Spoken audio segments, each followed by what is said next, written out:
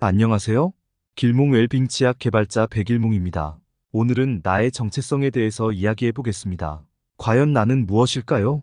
모든 과거를 하나로 융합해 놓은 것이 현재며, 과거는 어디에도 별도로 존재하지 않는 것이므로, 나의 과거에 대한 모든 기억이 내 머릿속에서 지워진다면, 현재의 나는 내가 아니라 나를 닮은 고깃덩어리에 불과합니다.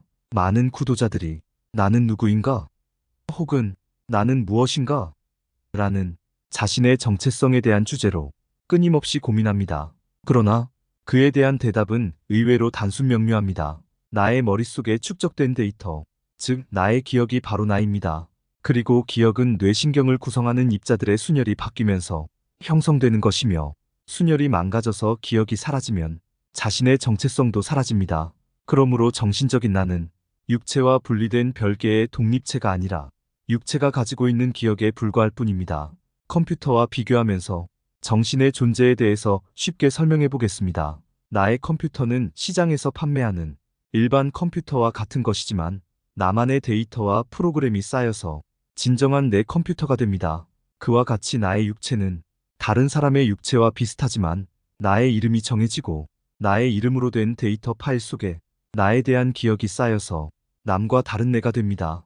육체라는 하드웨어에 정신이라는 소프트웨어가 첨가되면서 나의 정체성이 성립되고 내가 만들어집니다. 나의 육체가 태어나면서 처음부터 정신적인 내가 함께 존재하는 것이 아니라, 나의 이름이 정해지고 나의 기억이 축적되면서 나의 정신적인 존재가 만들어지기 시작하는 겁니다. 나의 모든 과거는 어디에 따로 존재하는 것이 아니라 나의 머릿속에서 기억의 형태로 저장된 데이터로 존재하며, 나의 미래도 역시 오직 데이터로 존재하게 됩니다. 육체적인 나는 실제이지만 정신적인 나는 실제가 아니라 현상에 불과합니다. 그러므로 공기가 운동을 멈추면 소리가 사라지듯이, 육체가 기능을 멈추면 정신도 사라집니다. 수학적으로 표현하면 생명이라는 조합에서 순혈이 망가지면 육체만 남고 정신은 사라집니다. 조합은 존재이지만 순혈은 현상이기 때문이죠. 인간이 느끼는 우주의 모든 변화는 우주라는 같은 조합에서 입자들의 위치가 바뀌면서 일어나는 순혈의 변화에 불과합니다. 노자가 도덕경에서 만물이 이름을 통해서 인식된다고 했는데, 그렇다면 그와 반대로 이름을 잃으면 존재하지 않는 것이나 마찬가지가 됩니다. 도덕경의 첫머리에서 만물은 원래부터 존재하지만 고유한 이름을 붙임으로써 드디어 인간들이 그것의 존재를 인식하기 시작하기 때문에 이름을 붙이는 것이 바로 만물의 탄생이라고 설명합니다. 사물은 물론 관념도 그것의 이름을 정하기 전에는 그것에 대한 설명이나 의사표현이 불가능하므로, 어떤 존재의 이름이 없다면 인간의 관념 속에는 존재하지 않는 것과 같습니다. 나의 이름이 없다면 남이 나의 존재를 설명하기 어렵습니다. 서로 이름을 모를지라도 그 사람에 대한 특징을 기억함으로써 그 특징이 그의 이름을 대신하게 됩니다. 사람은 자기 이름을 통해서 다른 사람에게 기억되므로, 자기 이름을 떳떳이 세상에 내어놓지 못하면 그 사람은 살아있어도 죽은 것과 같습니다.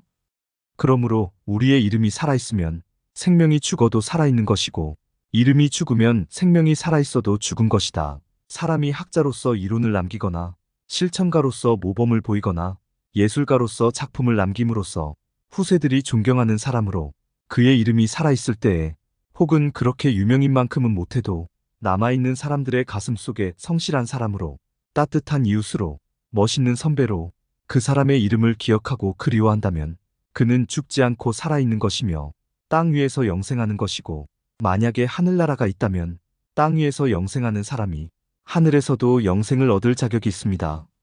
그리고 혹여 아름다운 사람이 가지 못하는 천당이 있다면 그곳은 천당이 아니라 악마의 소굴이므로 그곳에 가지 못함을 전혀 걱정할 필요가 없습니다. 인간의 뇌를 제외한 모든 신체 조직은 이식이 가능합니다.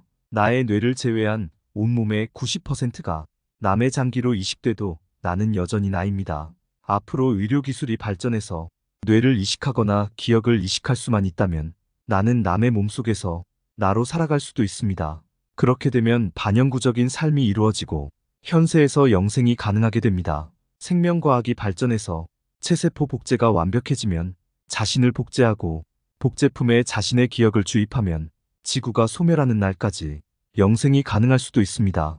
비윤리적이지만 젊고 건강한 사람을 납치해서 그 사람의 뇌를 제거하고 자신의 뇌를 이식하면 모습은 다르지만 새롭고 젊은 사람으로 부활 및 영생을 할 수도 있는데 그런 의료기술의 발전이 없기를 바랍니다. 하느님이 있다면 그는 공정할 것이므로 성실히 노력한 자를 결코 외면하지 않을 것입니다. 옳은 가치와 삶이라는 확신만 있으면 담대히 앞으로 나가세요. 그러면 그대는 필히 구원될 겁니다. 세상의 화평을 실천하기 위한 방법으로서 사랑이 제일이고, 그러므로 사랑은 종교인에게는 하느님의 명령이며 과학자에게는 지켜야 할 자연의 법칙이고 구도자에게는 깨달음의 증거라고 할 수 있습니다. 그리고 사랑은 선행이 아니라 회개입니다. 사랑은 진정한 선행을 할 수 없는 불완전한 인간이 할 수 있는 최선책이므로 하느님은 최선을 다한 사람에게 그에 합당한 대접을 할 겁니다. 하느님이 인간들을 심판할 때에는 하느님을 믿느냐 안 믿느냐로 판단하지 않고 그가 얼마나 훌륭하고 올바르게 살았는가만 고려해야 합니다. 왜냐하면 하느님은 인류 역사상 인간에게 믿음을 준 적이 한 번도 없었으므로 하느님에 대한 불신은 인간의 책임이 아니기 때문입니다. 하느님이 직접 지구에 나타나서 인간들을 설득하면 모든 인간은 하느님을 믿을 터인데 그러지 않는 것은 하느님의 책임입니다. 그러나 하느님을 보지 못했다고 나쁜 행동을 한다면 구원되지 못할 겁니다. 오늘은 여기까지 하겠습니다.